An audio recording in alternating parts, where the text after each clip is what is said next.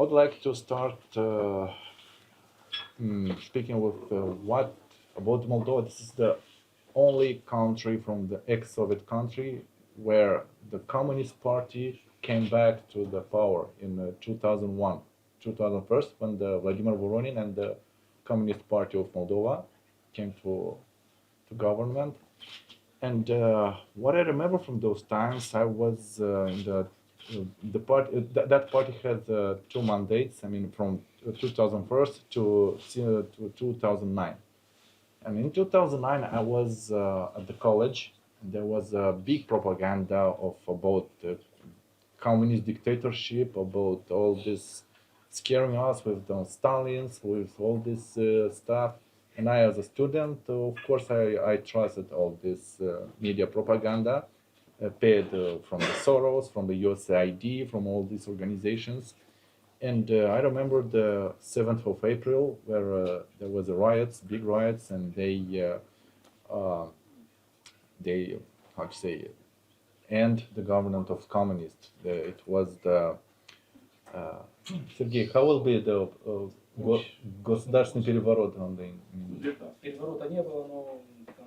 Okay, for the riots, they canceled the government of communists and they made the election, parliamentary. And I was like a young, naive student, and I would trust all this propaganda. I voted for liberals because at the college they scared us with this thing like dictatorship, like persecutions, like deportation to Siberia, all this stuff. And I was thinking, oh my God, and the communists are right now on the government. We must vote for liberals. We must go to European Union, something like this. And now what I see right now, all this stuff, which we were scared in the college, are happening right now. Persecutions. The police is not the organ that it's keeping the security in the country. This is the instrument of persecutions, instruments of repressions, and we all see that many, like Gagauz's leader, is in the jail. We'll see that many of the opposition politicians are being pressured. And what you guys were telling us, I was listening and saying, "Oh my God, it's something like the same things happen in your countries. It smells as Moldovan democracy." And my opinion is that I think the same group of people, very, very rich people, are doing this because the process of this is going the same in every country. The same methods, the same propaganda, and really this makes you understand that these are doing the same people. So I want to tell you a short story about me as a representative at the elections of president's elections in the Brașov, Romania, and I saw how elections works out of our borders, how diaspora are voting. So there are computers. You are coming here, you register yourself, and computer gave you that you are not in the database as a guy who already voted. That means you can vote. There are no lists of the voters. You are coming, you are registering yourself, and they are giving you this paper you vote.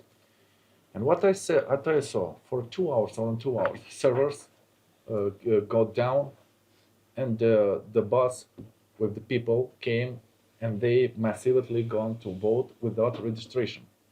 And then and I will make a report and send this to our let's say who was working as a representative. And then I saw the same guy from the another election section was reported the same thing. The same server are not working. The big bus with people came and people vote without registration. So this was the main method of falsification of the votes. And okay, I only you reported all about this, but I cannot do anything. I just watched with the pain in my soul how this is going.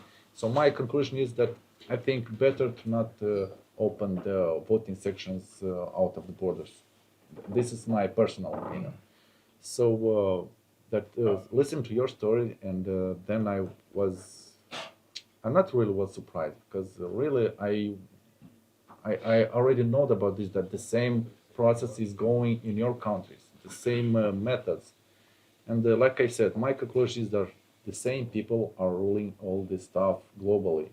And thank you very much for your opinions, for your being in opposition of all this, for your realistic point of views. And this gives me hope that really sovereignist, patriotic forces will come to power. This will not be easy, but I'm sure this will gonna happen.